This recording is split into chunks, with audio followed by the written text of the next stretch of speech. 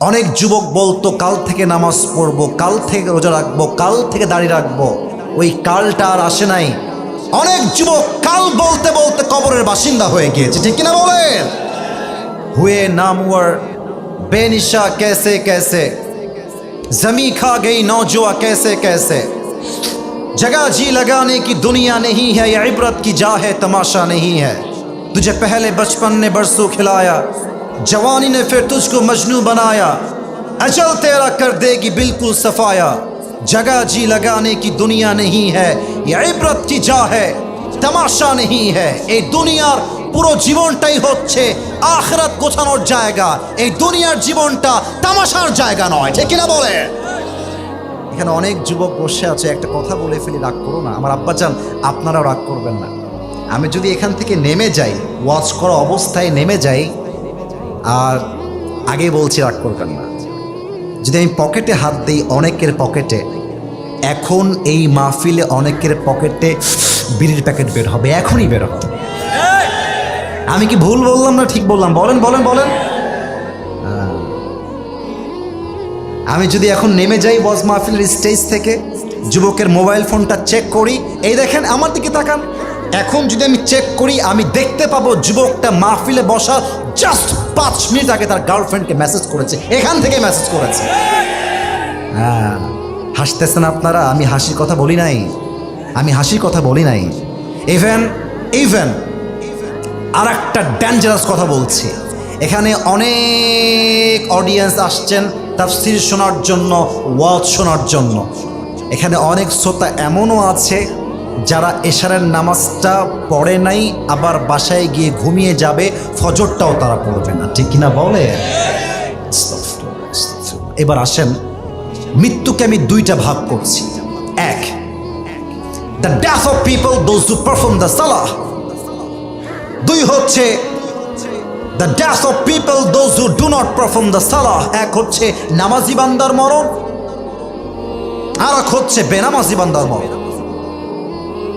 নামাজি বান্দার মরণ যখন আসবে, আমার দিকে দেখবেন, মালাকুল মওতের দেহের জামার রং হবে ধবধবে সাদা, মুখে থাকবে লম্বা লম্বা চাপ দাড়ি। মালাকুল মওতের দেহের চামড়ার রং হবে সাদা ধবধবে ফর্সা। মালাকুল মওত নামাজি যুবক, নামাজি মা, নামাজি মুরব্বির সামনে দাঁড়িয়ে ডাক দিয়ে বলবে, ইয়া আইয়াতুহান নাফসুল মুতমাইন্না উখরুজি ইলা মাগফিরাতিল্লাহি ওয়া রিজওয়ানি। এই নামাজি বান্দা আসো, বের হয়ে আসো।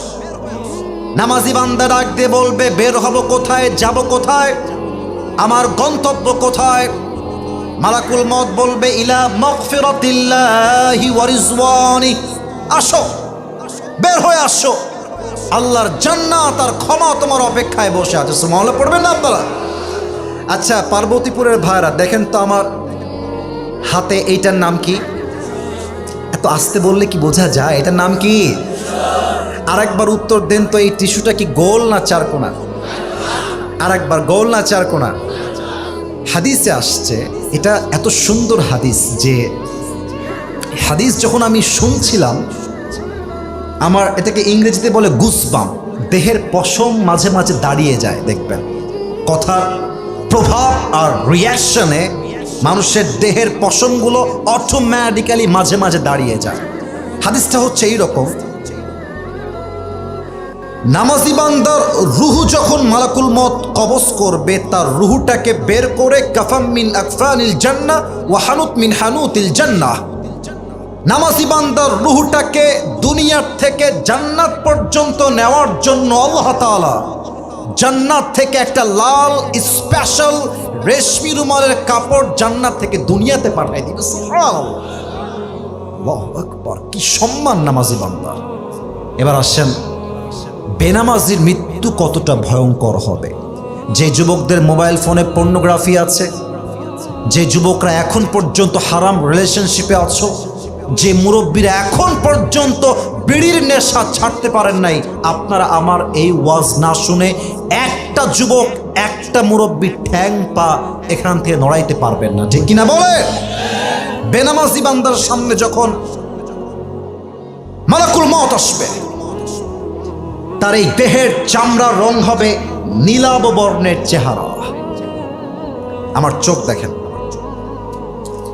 এই দুইটা চোখ হবে বিশাল বড় বড় এবং লাল টকটকে চোখ। পা থাকবে জমিনে, মাথা থাকবে আকাশ বরাবর বিশাল। দেহের পোশাক হবে কালো কুৎসিত পোশাক। বেনামাজি যুবক আর মুরব্বী যখন মালাকুল মউতের ভয়ঙ্কর চেহারা দেখবে, তার পুরো দুই হাত এবং পা এরকম ভাবে থর থর থর থর থর থর করে কাঁপবে। মালাকুল মউত বেনামাজির রূহের দিকে চিৎকার দিয়ে বলবে, ইয়া আইয়াতুহান নাফসুল খাবিসা উখরুজি ইলা গাযাবিল্লাহ।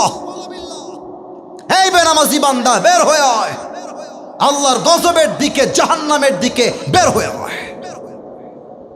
হাদিসে আসছে, নামাজি বান্দার রূহ তো সহজে বের হয়ে যাবে, বেনামাজি বান্দার রূহটা সহজে বের হবে না। একবার ডান দিকে দৌড় দিবে, আর একবার বাম দিকে দৌড় দিবে, আর একবার পেছনের দিকে দৌড়ে দৌড়ে পালিয়ে যাবে। এবার আমার বাম হাত সবাই দেখবেন, আমি হাদিসটাকে জাস্ট প্র্যাকটিক্যালি অভিনয় করে বুঝাচ্ছি, just to make you realize what is the pain of death. মৃত্যুর যন্ত্রণা কত বেশি, আমি জাস্ট অভিনয় করে আপনাকে বোঝাতে চাই। আমার বাম হাত দেখবেন সবাই। মালাকুল মউত তার বাম হাতটা পেছনের দিকে নেবে, জাস্ট লাইক দিস, এভাবে। আর পেছন থেকে মালাকুল মউত বেনামাজির রূহের দিকে বাম হাত দিয়ে একটা থাবা দিবে।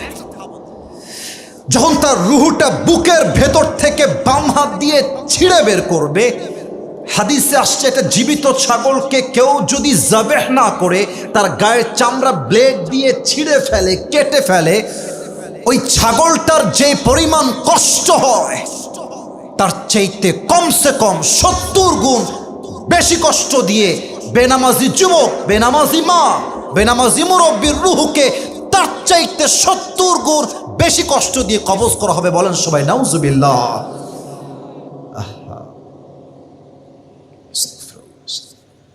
আচ্ছা প্রিয় ভাইরা, বলেন তো, যারা নামাজ পড়ে না, আচ্ছা আমি ধমক দিচ্ছি না, আমি মনে করেন যে আমি আসিফ হুজুরই না, মনে করেন আমি আপনার আপন মায়ের পেটের ভাই, আপনার ভাই আমি। আচ্ছা আপনি বলেন যে নামাজ পড়ছি না হুজুর, আমার কাজ আছে। আচ্ছা হুজুর নামাজ পড়ছি না, আমার ক্লাস আছে। আচ্ছা হুজুর নামাজ পড়ছি না, আমার একটা অ্যাপয়েন্টমেন্ট আছে, খুবই দরকারি অ্যাপয়েন্টমেন্ট। আমার প্রশ্ন হচ্ছে, ভাই আপনি কাজের দোহাই দিচ্ছেন, সময় নাই দোহাই দিচ্ছেন, আপনার অ্যাপয়েন্টমেন্ট দোহাই দিচ্ছেন, টাইম নাই দোহাই দিচ্ছেন, অথচ যেই আল্লাহ আপনাকে রিজিক দিল, যে আল্লাহ আপনাকে মাল দিল, সম্পত্তি দিল, টাকা দিল, বাড়ি দিল, চোখ দিল, হাত দিল, পা দিল, বউ দিল, বাপ দিল, মা দিল, সব দিল, আপনি কত বড় নিমক হারাম যে আপনার সবার জন্য টাইম আছে, আল্লাহর জন্য টাইম নাই। এর মানে আপনার মতো বড় নিমক হারাম আর কেউ হতে পারে না, ঠিক কিনা বলে? আচ্ছা বিয়ে যারা করছেন, একটা এক্সাম্পল দিব, রাগ করবেন না, যারা বিয়ে করেছেন, যদি আপনি আজকে বাসায় গিয়ে দেখেন আপনার বউ আর এক পুরুষের সঙ্গে আপনার ঘরে বসে আছে, আমি কিছু বলি নাই, বাজে কথা, জাস্ট দেখছেন আপনার বউ আর এক পুরুষের সঙ্গে বসে আছে, আপনি বলেন তো স্বামী হিসেবে, এই যুবক তোমরাও বলবা, স্বামী হিসেবে কোন স্বামী তার বউকে একটা সেকেন্ডের জন্য পর পুরুষের সঙ্গে সহ্য করতে পারবে? বলেন না কেন পারবে? আল্লাহ দিল সময়, আল্লাহ দিল মাল, আল্লাহ দিল সব কিছু, তোমার সব জায়গায় টাইম আছে, আল্লাহর বেলায় টাইম নাই। বুঝে রাখতে হবে তোমার মতো নিমক হারাম বান্দার কেউ হতে পারে না, ঠিক কিনা বলে? আমার ডান হাতের দিকে সবাই তাকাবেন, বলেন তো এই কিতাবটার নাম কি? দিনাজপুরের সাউন্ডটা পাইলাম না, আর একবার জোরে, এটার নাম কি? আমার দিনাজপুরের কলিজার টুকরা পার্বতীপুরের ভাইরা, বলেন তো এই কোরআনে,